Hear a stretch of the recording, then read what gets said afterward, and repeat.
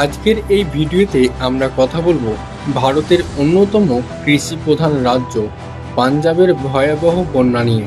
এই বন্যা শুধু নদীর জল নয়, এর সাথে মিশে আছে মানুষের চোখের জল, কৃষকের ভাঙা স্বপ্ন এবং হাজার হাজার মানুষের জীবনের সংগ্রাম।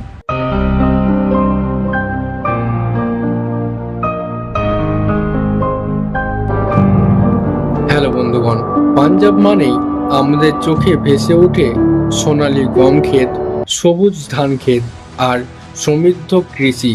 কিন্তু যখন সেই জমি পানির নিচে তলিয়ে যায়, তখন কৃষকের আশা ভেসে যায় নদীর স্রোতে। এবারের বন্যায় পাঞ্জাবের বহু জেলা যেমন লুধিয়ানা, জলন্ধর, রূপনগর, পাঠানকোট ভয়াবহ ক্ষতির মুখোমুখি হয়েছে। এবার প্রশ্ন আসছে, এত বড় বন্যা হলো কেন? কয়েকদিনের টানা ভারী বর্ষণে নদীগুলো ফুঁসে ওঠে। দ্বিতীয় কারণ, পাহাড়ি অঞ্চলে হিমাচল থেকে নেমে আসা অতিরিক্ত জল, অযথা নির্মাণ, নদীর পাশ ঘিসে বাড়ি, ড্রেনেজ সিস্টেম দুর্বল, সব মিলিয়ে বিপর্যয় আরও বাড়ায়। অর্থাৎ প্রকৃতি যেমন দোষী, তেমনি মানুষের দায়িত্বহীনতাও সমান ভাগে দোষী। এই বন্যায় কত মানুষ গৃহহীন হয়েছে, কত শিশু খাদ্যের জন্য কাঁদছে, তা ভাষায় বলা কঠিন।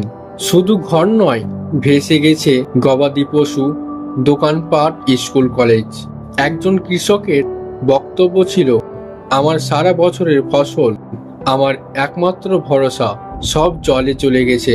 এখন আমার হাতে শুধু শূন্যতা। এমন হাজারো গল্প বোনা আছে এই বন্যার ভেতরে। সরকারি ত্রাণ শিবিরে অনেক মানুষ আশ্রয় নিয়েছে এবং দেশের অনেক সাধারণ মানুষ তাদের ধর্মশালা বা মসজিদে আশ্রয় দিয়েছে। খাবার, ওষুধ, কাপড় বিতরণ করা হয়েছে।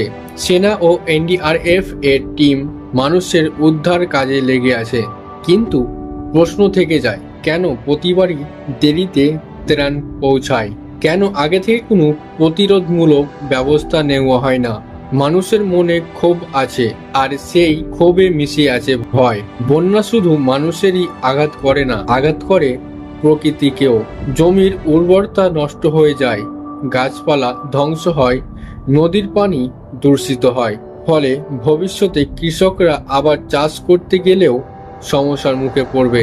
এখন প্রশ্ন হলো, আমরা কিভাবে এই দুর্যোগ থেকে শিক্ষা নেব? নদীর পাশে অযথা দখল বন্ধ করতে হবে। ড্রেনেজ ও বাঁধ ব্যবস্থাকে আরও শক্তিশালী করতে হবে। বৈজ্ঞানিকভাবে ফসলের সময় ও প্রকার পরিবর্তন করতে হবে। আর সবচেয়ে জরুরি, মানুষকে সচেতন হতে হবে। পাঞ্জাবের বন্যা আমাদের চোখে আঙুল দিয়ে দেখিয়ে দিল, প্রকৃতি যত শক্তিশালী, আমরা ততটাই অসহায়। কিন্তু যদি আমরা এখন থেকেই সাবধান হই, পরিবেশ রক্ষা করি, তবে হয়তো আগামী প্রজন্মকে এমন দৃশ্য দেখতে হবে না। এই ভিডিও দেখার জন্য ধন্যবাদ। কমেন্টে লিখে জানান, পাঞ্জাবের বন্যা থেকে আমরা কি শিক্ষা নিতে পারি। ভিডিওটি ভালো লেগে থাকলে একটা লাইক দিন, শেয়ার করুন এবং সাবস্ক্রাইব করতে ভুলবেন না। ধন্যবাদ। জয় হিন্দ।